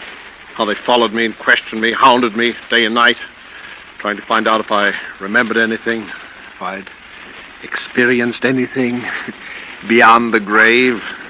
Yes, I remember that. And then you remember that my answer was always the same, that I remembered nothing, that I knew nothing. Well, I was wrong. Oh? What did you experience during those 4 minutes? I don't know. But it must have been something. Something I don't even dare to think about. How do you know this? Well, it happened the first time on a boat trip, which I'd taken to recover my health. I found myself chatting with a woman who was seated at my table in the dining salon. She found occasion, such women often will, to mention her age. She said, "After all, I'm not yet 40. And then it happened. What happened? From somewhere came crashing into my mind the certain knowledge of the exact day and year of that woman's birth. and with it, a compulsion to speak out, a compulsion which I could no more have resisted than I could have resisted breathing. I said, "Madam, you were born in May, weren't you? May 30th? And then I added the date, the year 1900. She was well over 40. She'd lied to me. It's an innocent enough thing, but I had known the truth and been forced to speak it. And I have been ever since." Wow. And this condition has existed only since your... Since my 4 minutes beyond the grave, yes. It's as though... Well, this will sound... It's as though, in that brief time, I had glimpsed eternity, that I'd seen revealed all truth of all the ages. Now, I know that sounds foolish, but... This is most amazing. Well, tell me, you have a family and friends who are understanding. Oh, for heaven's sake, Doctor, don't you understand what this has done to me? Yes, I had a family, friends, a girl I was going to marry. Today I'm an outcast, a pariah. I'm shunned, feared. It's hated. Mr. Holcomb, I believe that this condition is very real to you, causes you very real anguish, and I want to help you. Do you think you can? I'm confident that I can. Do you suppose you could arrange to stay with me here at my home for a matter of weeks or months, if necessary? Oh, I'd do anything in the world to be a normal man again. Well, you'll have your own quarters. You'll be quite comfortable, I assure you. Well, I'm sure it's a lovely house, what I've seen of it. And... Yes, I'm rather lucky. I'm interested in research primarily, not much money in that, you know, but a couple of years ago I came into quite a nice inheritance. The house went with it. What is it? What's the matter? The inheritance was not yours, it was your wife's. The house is your wife's. You are penniless. That's true. I don't know why I lied to you. Pride, I suppose. I'm sorry. I told you I couldn't help it. I'll go now. No, please. It was my fault. It's a small matter. But you see now that... I want to help you. Do you believe me now? I believe, Mr. Holcomb, either that you are far more ill than I realized, or that in the months to come, you and I must venture into a realm never before explored by mortal man.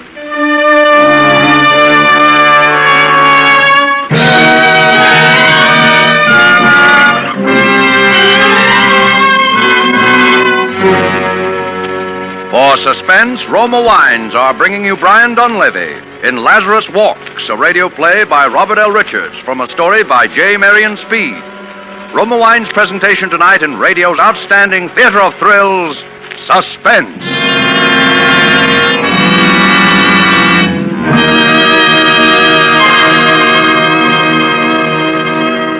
Between the acts of Suspense, this is Ken Niles for Roma Wines. These crisp autumn days, there's real pleasure in coming home to a welcome glass of Roma Grand Estate wine.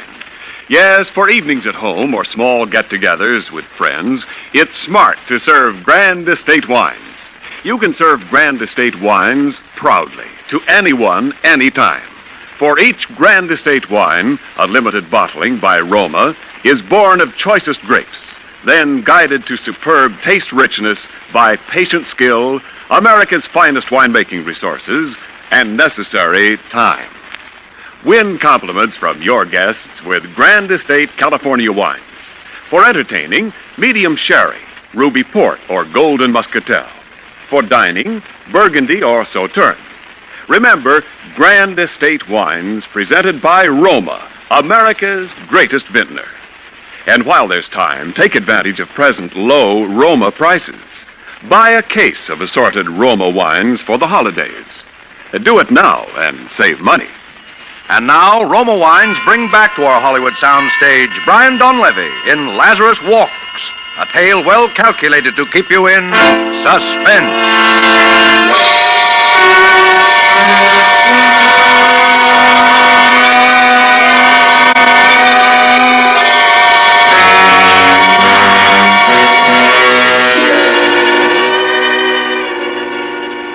It was utterly fantastic, and yet it was true.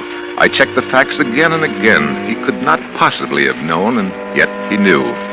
Can you imagine what this meant to a man of science?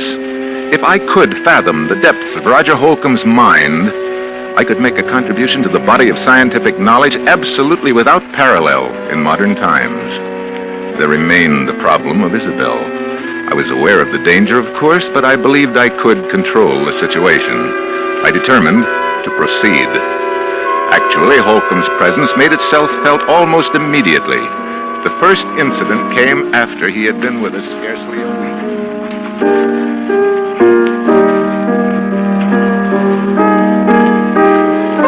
Isabel, please stop that playing and listen to me. Aunt Jane, you know Robert has said I mustn't talk about it. That's bad for me. I don't care what Robert says. I've been sick, that's all. He's made you sick. That's ridiculous. Maybe it's just that he's afraid of losing you. Maybe he's even afraid of losing your money. But I'm absolutely convinced that whether he's meant it or not, he's made you believe there's something the matter with you that isn't. Aunt Jane, I simply forbid you to talk this way. Isabel, do something before it's too late. Do? What? Get away. Leave him. Divorce him. Anything. Aunt Jane, you don't know what you're saying. Oh, I hope we're not interrupting. Of course not, darling. Hello, Roger.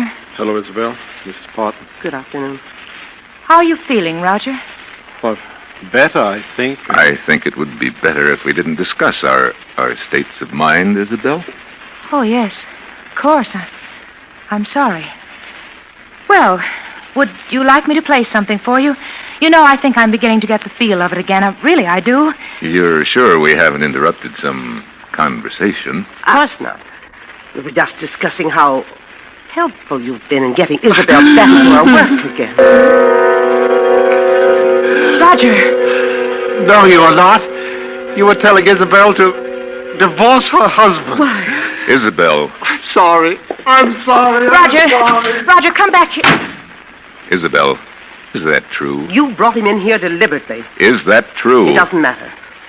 Oh, you've known how I felt for a long time. Yes, I'm afraid I have. Robert, it was all so silly. She didn't mean it. It was just I that did mean it. I'm sorry, Isabel, but I've been under this roof too long as it is. Oh, Aunt Jane, you're not leaving us. It's the best, Isabel. Yes, I think it is decidedly best that you go at once.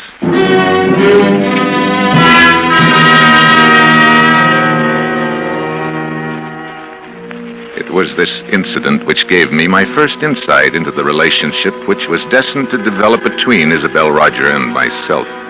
The first and most obvious result was that Isabel and I became further estranged as each day passed. It was difficult to speak of even the most casual things with this strangely terrifying specter of truth always at our elbow.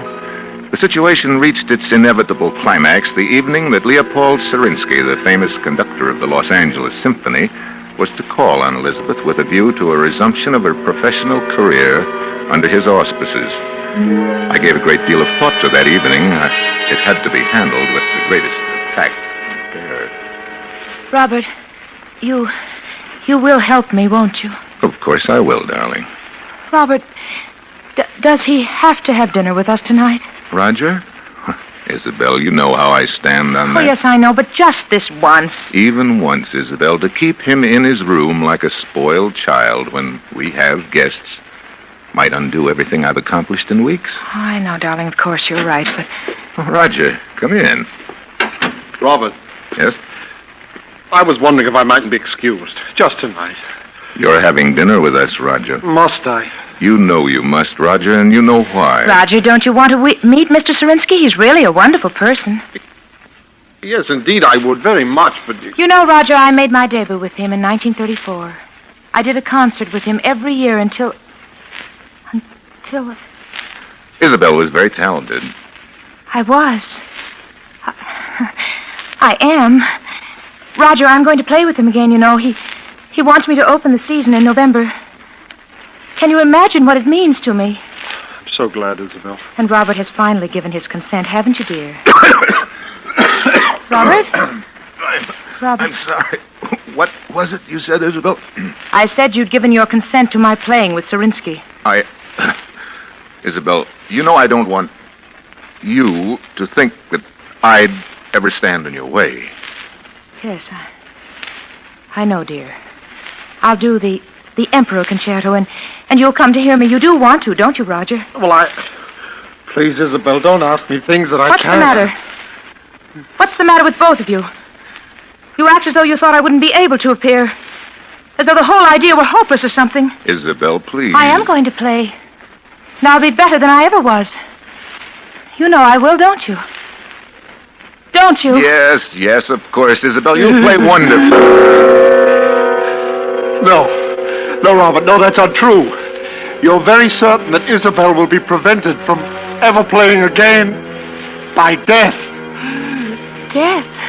Oh, Isabel, forgive me. Death? No. No, it's not true. Tell me it isn't. Roger. Roger, who's going to die? Answer me. Roger, do you hear me? Answer me. Answer me!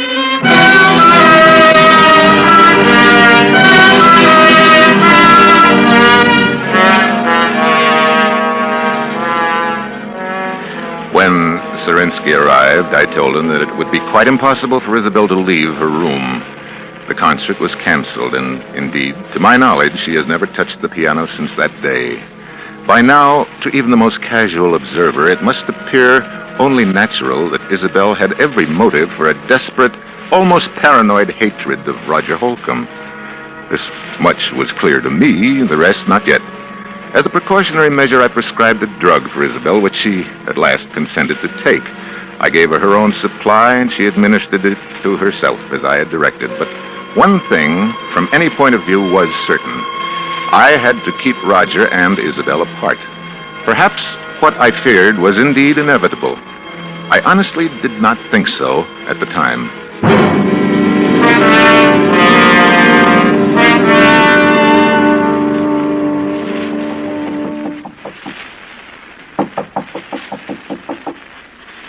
Roger. Roger. Yeah? It's me, Isabel. What do you want? Let me in, please. No. Please. It's terribly important. Robert said... I know. But he said it would be all right this time. Are you sure? Yes, please.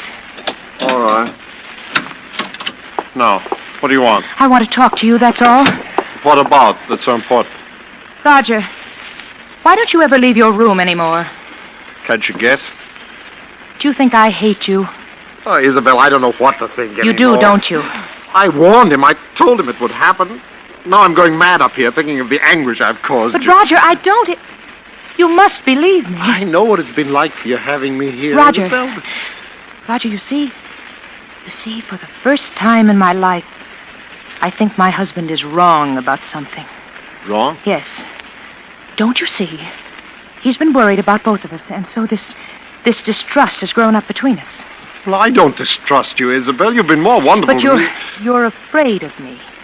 And that amounts to the same thing. And it's bad for both of us. It's hurting both of us. I've often felt I wanted to talk to you, to beg your pardon. Oh, but... Roger, you don't have to do that. We're both sick. But I think if we saw each other sometimes, if we talked the whole thing out, it would help us both. Does Robert think so, too? No. Then he didn't tell you it was all right to see me. No. I lied to you. You what? I lied to you. You lied to me. And it didn't happen. Isabel, don't you see? I am getting well. It didn't happen. I know, Roger. I don't think it does happen anymore, except with Robert. With Robert? But what makes you think I don't know. Something about the way he acts. The way he is. Oh, but Isabel, he is curing me then. Perhaps you shouldn't No! have come on. Don't you understand? We must see each other. We must talk. Listen.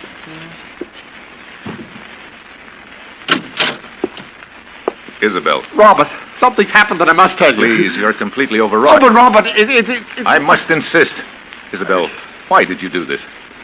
I'm sorry. You'll have to have a sedative right away. Isabel, get the bottle from your room. Oh.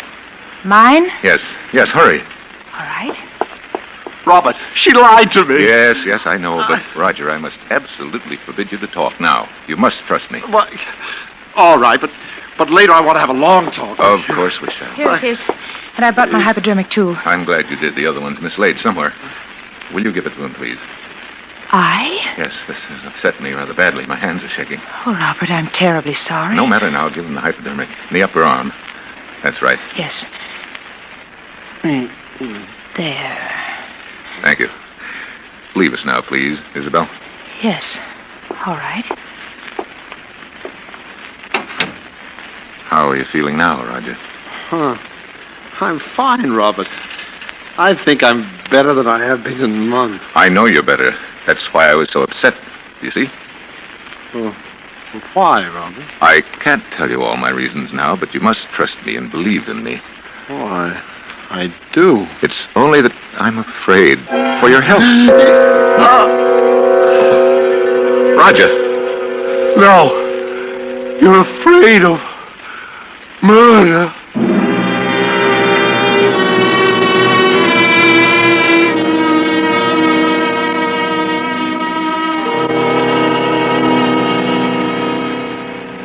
It was clear to me now. I knew I must take immediate action. I knew that the most terrible consequences might result if Isabel were alone with Roger Holcomb, even for a moment. For he knew. He said so. There was no other explanation. I thought it through most carefully, and yet no plans are perfect. No man is infallible.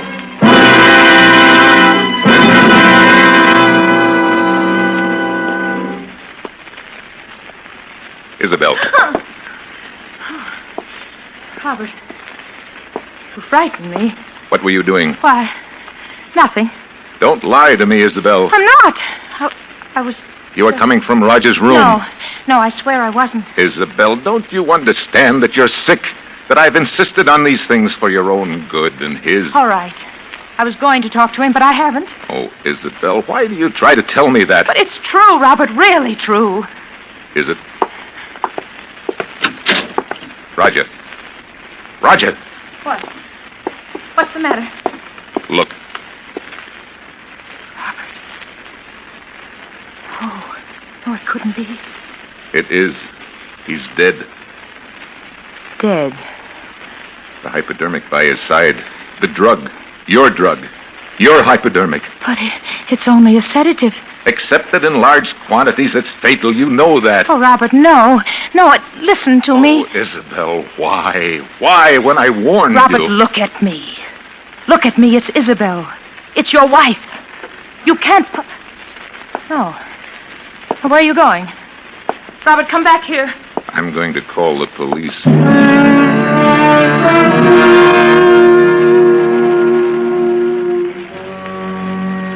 Even though it did not come to me as a shock, even from my point of view as a scientist, it was terrible enough. Yet, it had to be done, and I had done it. I did not speak to her as we waited, and she made no further attempt to appeal to me. The police arrived. I told the story with as little emotion as possible. Yeah, their fingerprints all right on both the bottle and the hypodermic. Those would be my wife's, of course. They both belong to her. Is that true, Mrs. Graham? Yes. Dr. Graham, do I understand you're formally charging your wife with the murder of Roger Holcomb? You could hardly expect me to do that, could you, Inspector? I am simply telling you the facts. Yeah? Well, you've carefully avoided saying anything definite as to your suspicions, Doctor. But I get the distinct impression she hated him. My wife has been mentally ill for some time. There are many people who can testify to that. She will plead insanity, Inspector, of course. Well, Dr. Graham, I can't tell you how sorry I am, but the things you've told me add up to only one thing, as you yourself obviously recognize. Yes. Your wife, Isabel Graham, murdered Roger Holcomb. What did you say? I said your wife, Isabel Graham, murdered Roger Holcomb. No. I did. What? The truth is, I murdered him.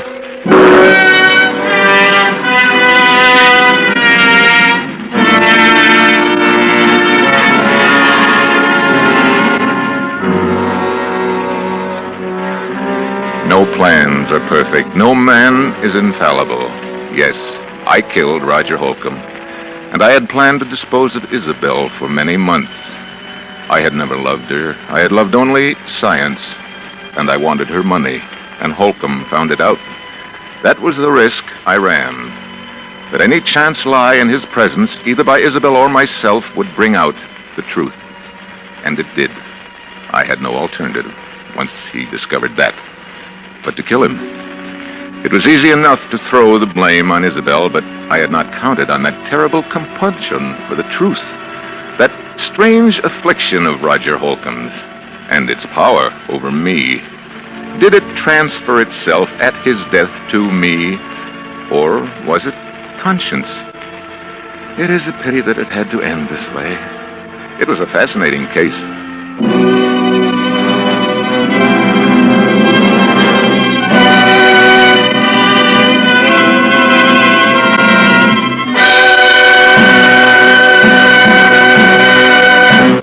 Suspense. Presented by Roma Wines, R-O-M-A, made in California for enjoyment throughout the world. And now this is Ken Niles bringing back to our suspense microphone the star of tonight's play, Brian Donlevy. Well, Brian, we can't give you an Oscar for your outstanding performance tonight, but Roma does want you to enjoy this basket of fine Grand Estate wines. Grand Estate wines? Well, that kind of Oscar has taste appeal, Ken. Right you are, Brian. Here in your basket is Grand Estate California Burgundy, and Grand Estate Burgundy at mealtime really makes a difference you can taste.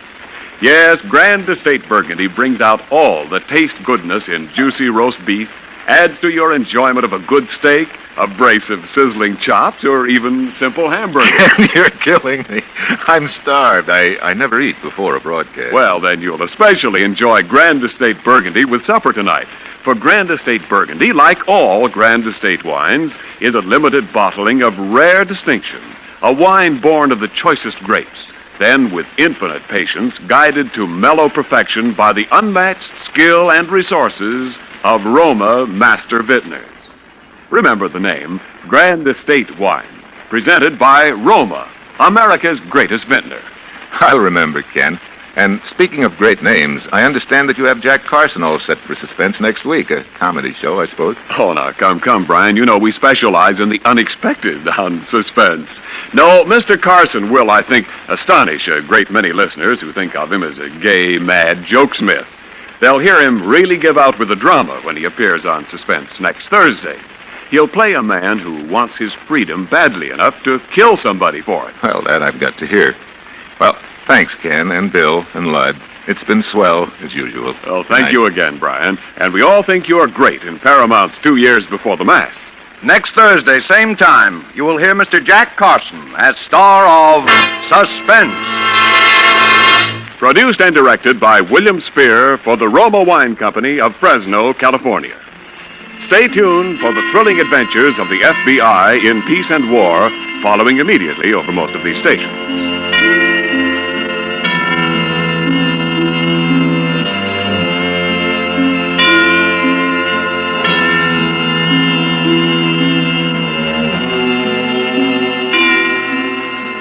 This is CBS, the Columbia Broadcasting System.